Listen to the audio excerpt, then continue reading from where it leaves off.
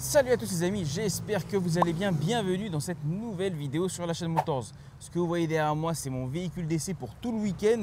C'est la Mégane E-Tech. En plus, en exclusivité, on a une version iconique. Elle vient d'arriver à La Réunion, elle n'est pas encore commercialisée, mais ça ne saurait tarder. Ils sont en train de faire les derniers tests pour cette voiture qui va arriver très prochainement. Alors l'idée pour moi de cette vidéo, c'est pas de vous faire un essai simple parce qu'on a déjà fait un essai de cette voiture. Là l'idée c'est vraiment de l'utiliser en conditions normales, habituelles. Je vais la garder tout le week-end, je vais aller me balader, on va aller faire un pique-nique, on va aller faire les courses avec, histoire de se rendre compte de cette autonomie parce que Renault nous annonce 450 km d'autonomie en WLTP bien évidemment. À La Réunion avec la chaleur, ça baisse encore un petit peu, mais je voulais voir vraiment qu'est-ce que ça donnait en termes d'autonomie en consommation réelle constatée à La Réunion. C'est vrai que l'autonomie, c'est un sujet qui peut parfois poser problème sur les gens qui souhaitent acquérir un véhicule électrique. C'est la première question qui arrive.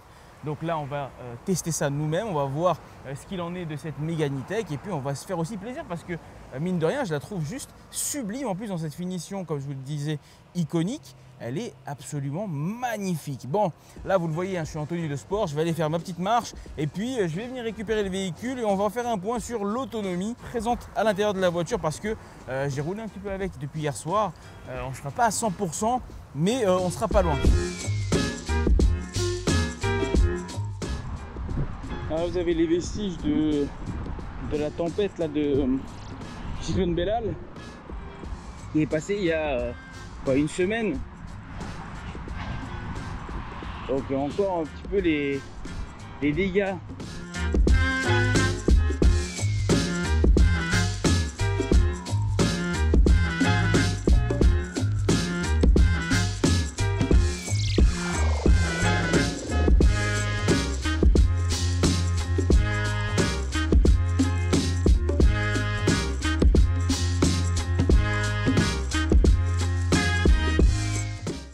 Ça y est les amis, je viens de terminer ma séance de marche. Alors un petit conseil qui n'a rien à voir avec l'automobile, 30 minutes de marche, de cardio, peu importe, à faible intensité, le matin à jeun, c'est vraiment radical. Bref, c'est pas le sujet.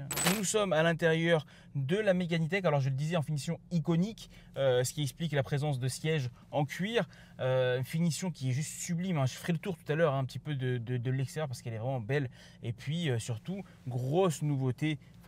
Grosse différence avec les autres finitions, c'est cet écran vertical qui est opérationnel à La Réunion. Je dis ça parce que ce qui expliquait l'absence de cette gamme jusqu'à présent à La Réunion, c'était justement l'incompatibilité du système Google avec La Réunion. Il s'avère que le problème semble être résolu et donc très prochainement, la finition iconique sera proposée au catalogue de Renault à La Réunion. Côté autonomie, cette voiture dispose d'une batterie de 60 kWh de capacité, ce qui lui offre une autonomie WLTP, donc sur le papier, de 450 km.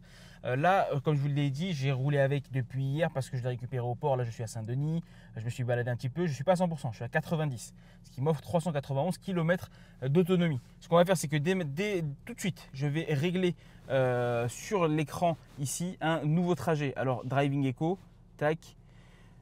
Bon, c'est bien parce que le nouveau trajet est déjà. Donc, nouveau trajet qui va commencer dès maintenant. Ok, et je vais le laisser courir tout le long de mon utilisation ce week-end jusqu'à lundi matin. On va voir combien j'aurai consommé en moyenne avec mon style de conduite. Je ne suis pas une personne qui va avoir une conduite économique. Je suis une personne qui va conduire de façon normale. Petit point que je souhaite préciser dès maintenant, c'est que si je ne vais pas avoir une éco-conduite, je vais néanmoins rouler en mode éco. Ok, avec la touche multisense ici, vous avez plusieurs modes de conduite, le mode éco, le mode sport, le mode personnalisé et puis le mode confort. Bon, maintenant que j'ai été très long pour vous expliquer comment va se dérouler ce week-end, je vais me taire et on va commencer notre essai de ce week-end. C'est parti.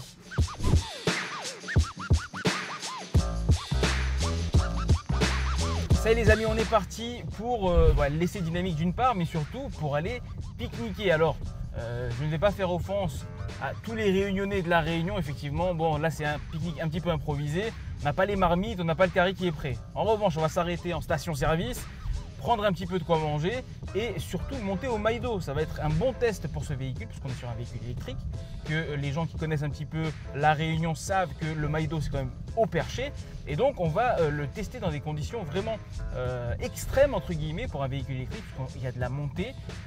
On est actuellement à Saint-Denis et de Saint-Denis jusqu'à l'ouest de l'île il y a de l'autoroute, du moins de la voie rapide, et donc par conséquent également un segment de route qui est assez énergivore. Donc on va voir ce que ça donne. On est là pour l'instant à 87%, 378 km d'autonomie. On a sur l'écran juste devant nous le trajet et puis le compte rendu de notre consommation, et on verra ce que ça donne une fois là-haut. Allez, c'est parti.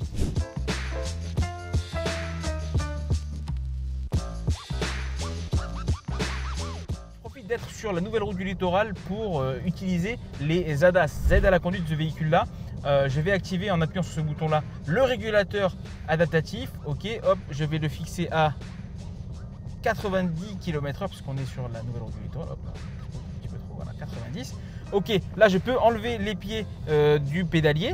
Ok, la voiture va avoir une consommation plutôt réduite puisque là je suis à environ 13 kWh au 100 km avec l'autopilote entre guillemets activé. Donc déjà d'une part ça me repose et d'autre part ça me facilite l'éco-conduite. Allez, premier stop, là je me suis arrêté à la station-service. Comme je vous ai dit, j'ai pas le vrai pique-nique réunionnais, c'est trop improvisé. Donc mais on a quand même les samoussas. Désolé pour le bruit, on va quand même se régaler. Allez, c'est reparti.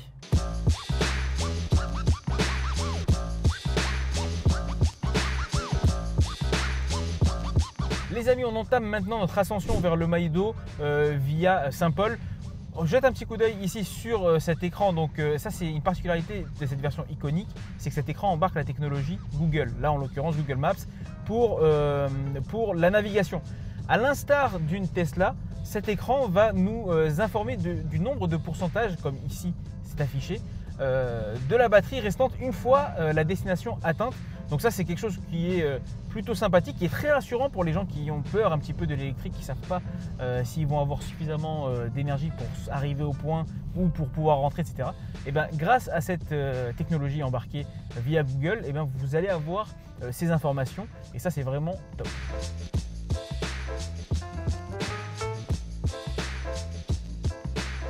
Les amis, ça y est, je viens d'arriver au Maido. Alors, en termes d'autonomie de consommation, j'affiche 52% et 128 km d'autonomie encore restante. Sachant que comme on l'a vu tout à l'heure en montant, la voiture m'affichait, enfin le GPS m'affichait 55%, 55-54%. Bon, j'ai été un petit peu plus gourmand que prévu, bon 52%, donc ça reste quand même relativement précis.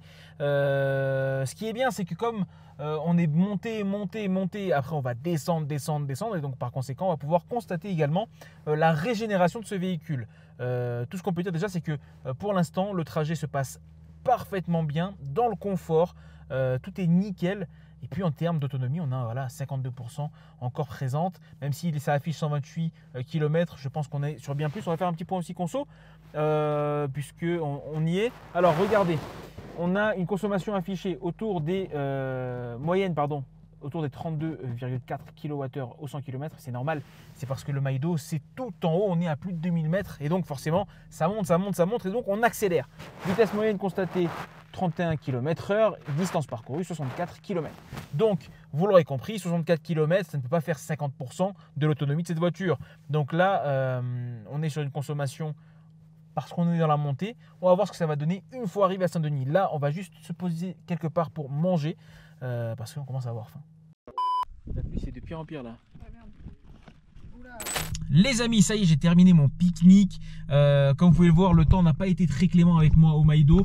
Mais bon, ça c'est pas trop grave. L'idée c'était pas non plus de se péter le ventre dans un pique-nique et de se faire plaisir. L'idée c'était de voir et d'utiliser cette voiture vraiment dans une utilisation habituelle à la Réunion. Un samedi, un dimanche, on prend la famille, on charge le coffre et on y va, on monte histoire de se projeter, de se dire bon ok, on a un véhicule électrique certes, ok, il y a de la route, ça monte, etc.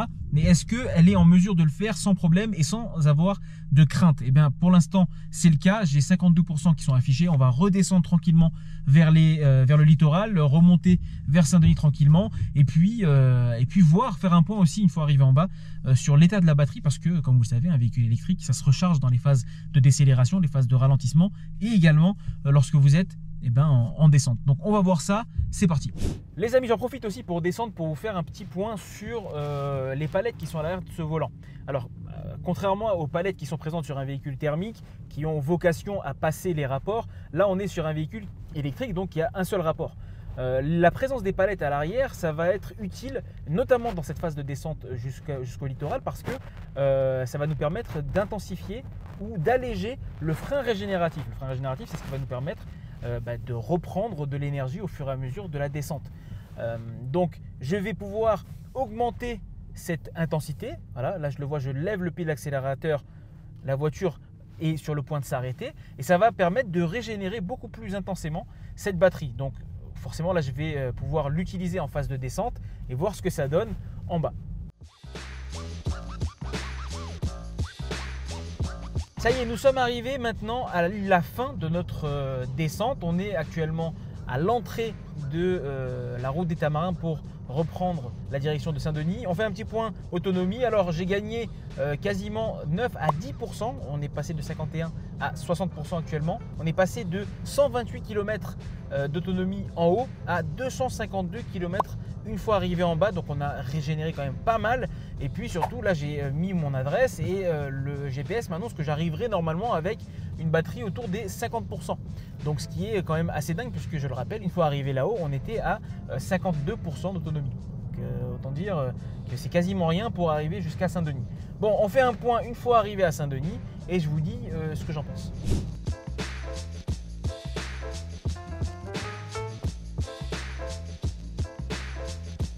Les amis, ça y est, je viens d'arriver à la maison. Là, je suis encore dans la voiture, histoire de faire un point après ce parcours. Alors, on va jeter un petit coup d'œil sur notre trajet, puisque là, on a parcouru 123 km depuis ce matin à la concession de Renault à Sainte-Clotilde, avec une vitesse moyenne de 35 km/h, une consommation moyenne électrique à 17,1 kWh au 100 km. Bien évidemment, depuis la descente, forcément, cette moyenne a baissé parce que j'ai consommé beaucoup moins.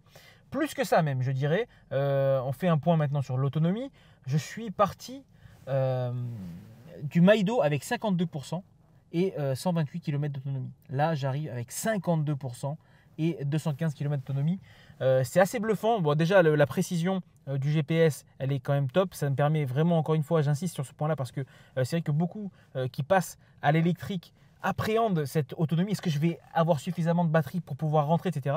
Là, cette option-là, elle est quand même très appréciable pour se rassurer et se dire ok, c'est bon, j'ai encore de la marge, donc il n'y a pas de souci. Donc 52% à l'arrivée, donc 0% consommé entre guillemets de manière théorique, et 215 km d'autonomie. Maintenant, ce qui est cool, là je viens de rentrer à la maison. Bon, chez moi je n'ai pas, mais quelqu'un qui acquiert ce type de véhicule ou qui acquiert de manière générale un véhicule électrique, vaut mieux investir dans une wallbox. Si vous êtes en maison indépendante, vous installez ça coûte entre 1500 et 2000 euros, je crois, si je ne dis pas de bêtises. Je crois que les prix ont un petit peu augmenté. Mais voilà, vous êtes tranquille. Vous arrivez à la maison, vous la branchez. Le lendemain matin, vous ressortez, elle est à 100%. Vous n'avez rien consommé. Pour ceux qui connaissent encore une fois la Réunion, vous savez combien ce trajet il est énergivore et consommateur en termes de carburant. Et bien, imaginez-vous en électrique, c'est pareil. Donc c'est assez convaincant, assez positif pour l'instant. On l'a vu, je suis monté au Maïdo, je suis redescendu. J'ai utilisé un peu moins de 40%, 38% exactement, avec une autonomie encore disponible de 215 km. C'est quand même pas mal. Bon, ceci étant dit, je vous reprends un peu plus tard pour la suite de cet essai sur tout le week-end. Chers amis, je règle mon micro. Nous sommes le lendemain, on est dimanche matin exactement. Là, je sors des courses. D'ailleurs, très mauvaise idée, les amis, de faire les courses le dimanche matin parce qu'il n'y a plus rien en rayon et c'est blindé de monde, donc je vous le déconseille. Ceci étant dit, on va revenir un petit peu à nos moutons. Hier, on a eu le temps de tester l'autonomie de cette voiture et de se rassurer un petit peu sur les points qui pouvaient être un petit peu mystérieux pour certaines personnes qui voudraient passer le pas de l'électrique et qui ne sont pas certains. Aujourd'hui, je vais vous parler un petit peu plus en détail de ce véhicule. Alors déjà, on va évoquer sa puissance tout de suite, 220 chevaux, c'est la puissance de cette Mégane E-Tech. Une petite particularité supplémentaire, c'est qu'il s'agit d'une version iconique, je vous l'ai déjà dit, c'est la première sur la Réunion. La gamme va être lancée très prochainement, c'est une mini exclue un petit peu. Et pourquoi c'est important de le noter? C'est parce que ce véhicule en finition iconique embarque cet écran vertical qui est juste sublimissime, immense écran qui embarque la technologie Apple CarPlay, Android Auto, mais également une interface Google. On n'était pas certain qu'elle fonctionne à la Réunion. Et donc, par conséquent, on a retardé l'arrivée. Là, cette voiture, c'est sert de voiture un petit peu test. Et il s'avère que le système fonctionne sans aucun problème à la Réunion. Et donc, Renault Réunion va commercialiser cette finition très prochainement. Puisque je parle de cet écran, bon, vous le voyez, hein, il est juste magnifique, il est énorme, mais il est couplé à un écran d'instrumentation qui est placé juste derrière le volant, qui est juste sublime également, full numérique avec toutes les informations qui apparaissent, la lecture des panneaux intelligents, le niveau de charge de la batterie, l'intensité du frein régénératif, et également sur la partie droite, sur le compteur, on a la consommation en temps réel en fonction de votre pression sur la pédale en kilowattheure au 100 km, donc c'est hyper complet et très plaisant à regarder. On prend ensuite un petit peu de recul par rapport à cet écran d'instrumentation, on tombe sur un magnifique volant. Regardez-moi le dessin de ce volant qui est juste atypique, et pourtant la prise en main elle est vraiment optimale. On n'est pas du tout perturbé par cette forme originale. Il embarque beaucoup de touches ce volant, pour la bonne et simple raison que la Mégane E-Tech embarque 26 aides à la conduite, aides et assistants à la conduite, entre le régulateur, le limiteur, les avertisseurs d'angle mort, bref, tout un tas d'assistants à la conduite qui sont embarqués dans cette Mégane E-Tech, et donc ce qui explique la présence de ces touches nombreuses sur le volant. Et puis maintenant on fait un petit point à bord de cette Mégane E-Tech. Écoutez, on est super bien reçu, on a une sellerie sur cette finition iconique en cuir qui est du meilleur effet esthétiquement déjà, et puis en termes d'assises et de maintien, on est bien maintenu à l'intérieur. C'est très confortable, et puis l'ergonomie a été très bien pensée. On a cet accoudoir que moi j'adore. Moi j'adore les accoudoirs, vous le savez si vous nous suivez depuis un moment. Les accoudoirs lors des phases de conduite, c'est vraiment juste ce qu'il y a de plus confortable en plus de la boîte auto, et donc c'est bien pensé. Petit gadget que moi j'utilise très peu, il est là, c'est cette caméra, c'est le rétroviseur intérieur qui se transforme en caméra. Moi, je le laisse en mode miroir parce que c'est très perturbant quand on n'est pas habitué. Bon, moi, le véhicule, je l'essaye sur un week-end, donc je ne vais pas non plus prendre le temps de m'habituer à la conduite avec ça.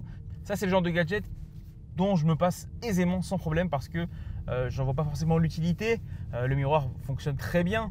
Et puis, bon, c'est vrai qu'on a plus de luminosité, plus de visibilité, mais bon, lorsqu'on est habitué à un miroir, après, bon, on a du mal à passer à autre chose. Mais sachez que ça existe sur cette Mégane E-Tech. Les amis, là je reprends le volant en direction Saint-Gilles. Il me reste actuellement 46% d'autonomie. Hier je vous parlais, regarde, jette un coup d'œil sur l'écran, je vous parlais de l'autonomie annoncée à l'arrivée. Ça c'est hyper rassurant, là on voit qu'il nous reste 36%. Mais bon, 36%, est-ce que je vais avoir suffisamment de batterie pour revenir à Saint-Denis après? Eh bien il est possible, de le prévoir. Alors tac, je l'ai prévu sur mon GPS, j'ai mis ensuite l'adresse pour le retour, et on voit qu'il me restera à l'arrivée 23%. Donc j'ai suffisamment de batterie pour partir, revenir et avoir encore 23% d'autonomie dans la voiture. C'est hyper rassurant en termes d'autonomie, de savoir qu'il nous en reste un petit peu sous le pied pour rentrer. Bon, je vous reprends à Saint-Gilles pour vous présenter l'extérieur de cette voiture.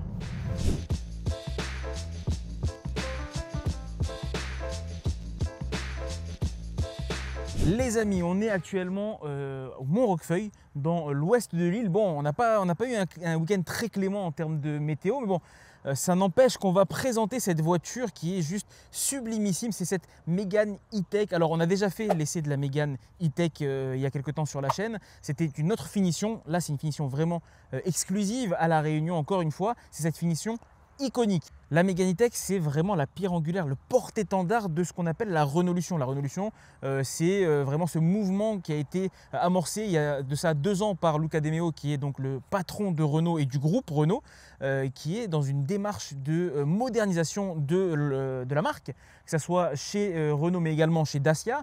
Et cette voiture-là, c'est vraiment, comme je le dis, le porte-étendard de cette Renaulution. On le voit, elle est sublimissime. Moi, je vous le dis directement, le style, j'adore j'adore cette voiture, je la trouve magnifique dans cette finition iconique encore plus. Alors on va regarder un petit peu cette face avant avec cette signature lumineuse qui est juste sublimissime, qui prend cette identité Renault hein, avec le C-shape, la forme en C. On le voit ici, même si elle est un petit peu plus dessinée que d'habitude. On le remarque ici, cette flèche qui court tout le long de la face avant, qui est dans cette tellement caractéristique de cette Renaulution. C'est ce nouveau logo. Viens, approche. On a la présence du nouveau logo Renault qui intègre en plus la caméra à l'avant. On le verra tout à l'heure. À l'intérieur, cette voiture est équipée de la caméra 360, donc vraiment optimale pour les manœuvres. Ça, c'est plutôt pas mal. Viens avec moi ici. On a un capot qui est nervuré. On le remarque, hein, si tu prends un petit peu d'angle, tu vois que c'est pas un capot qui est plat. Bien au contraire, il est très joliment dessiné. On prend un petit peu de recul et on voit ces énormes jantes. Elles sont juste énormes. Regardez, je vais me mettre juste à côté et vous allez le voir. Hop, ça prend quand même les 3/4 de ma cuisse, de ma jambe, pardon. Plutôt immense puisqu'on est en plus sur du 20 pouces, ok.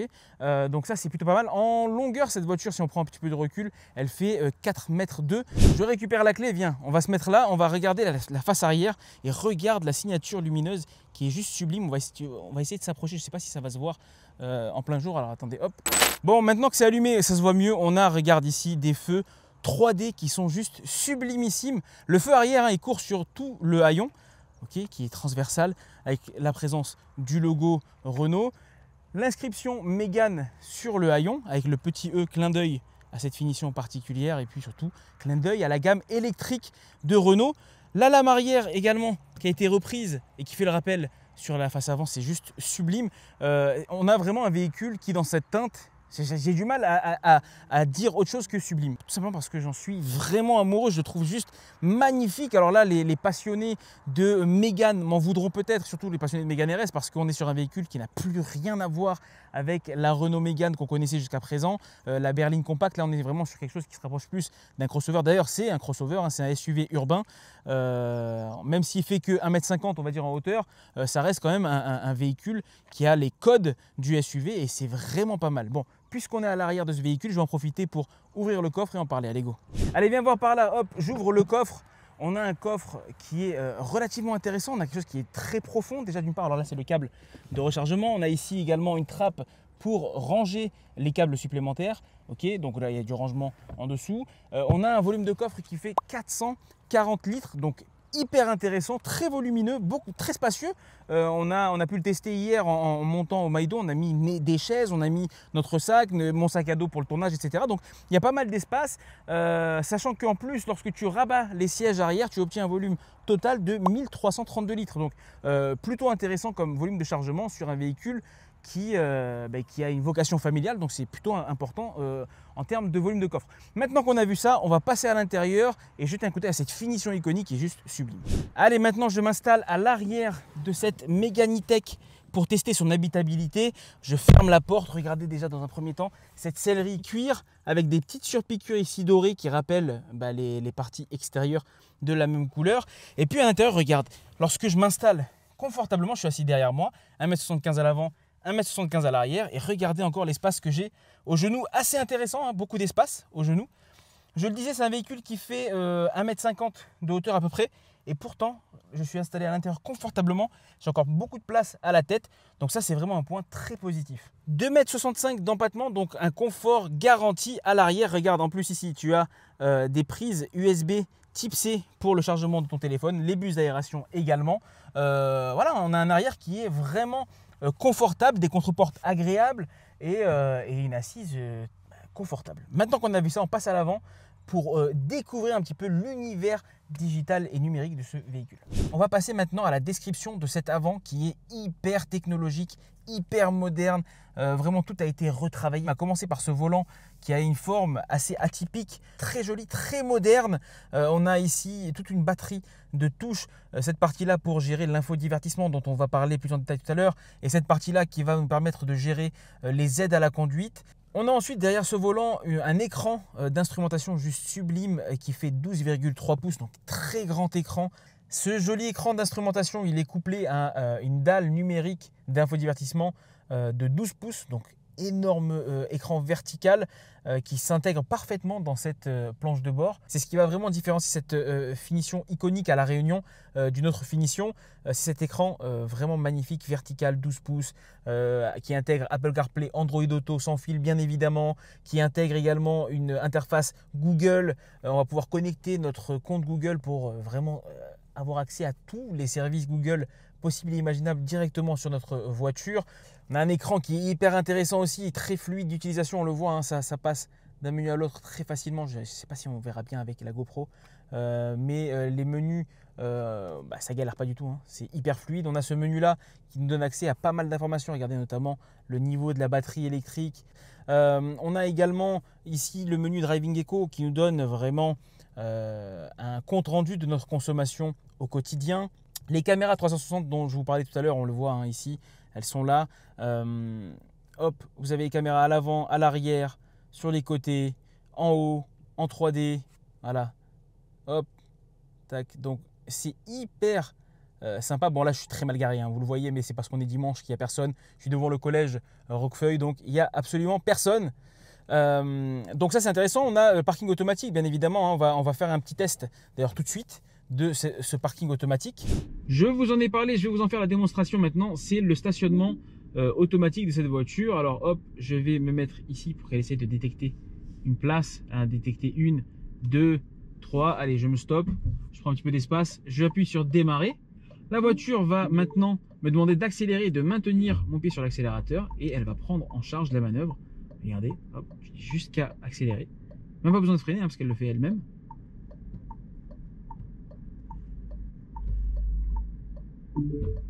Et voilà. Et là, elle va tranquillement se stationner sans que j'ai besoin d'intervenir. Voilà, elle redresse même. Hop, et elle rentre parfaitement dans la place. Hop, elle freine toute seule. Boîte de vitesse en position N. Manœuvre terminée. Le P est activé. Stop. Et je suis stationné. Les sièges maintenant, parce qu'on a, évidemment les amis, on a quand même des sièges massants. Alors on a une sélection de massages, relaxants, etc. Donc ça c'est hyper agréable pour le petit confort personnel. La qualité de l'air, c'est également un élément qu'on retrouve sur d'autres Renault depuis notamment le Austral avec, voilà, vous l'entendez, la clim qui va s'activer un peu plus intensément pour purifier l'air, un purificateur d'air. On passe maintenant aux aides à la conduite qu'on peut gérer depuis ce menu-là.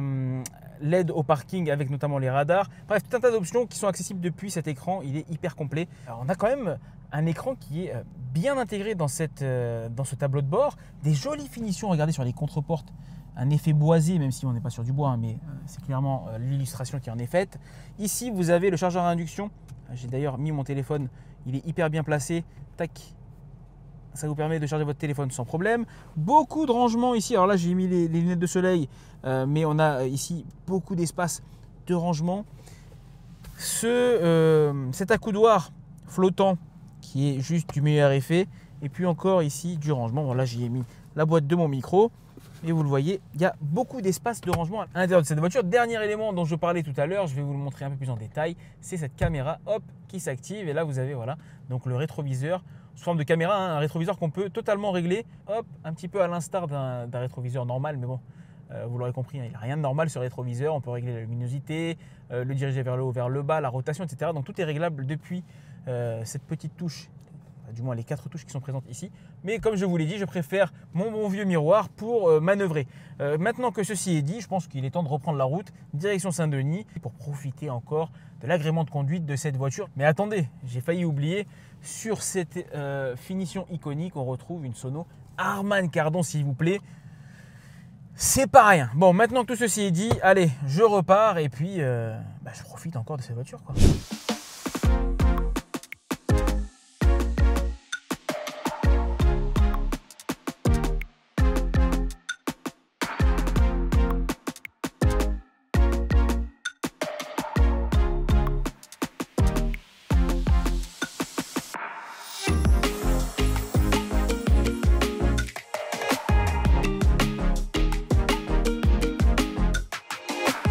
Lundi matin, il est temps d'aller restituer notre véhicule à la concession Renault du Port. Là, je viens d'entrer l'adresse, 22 minutes de trajet.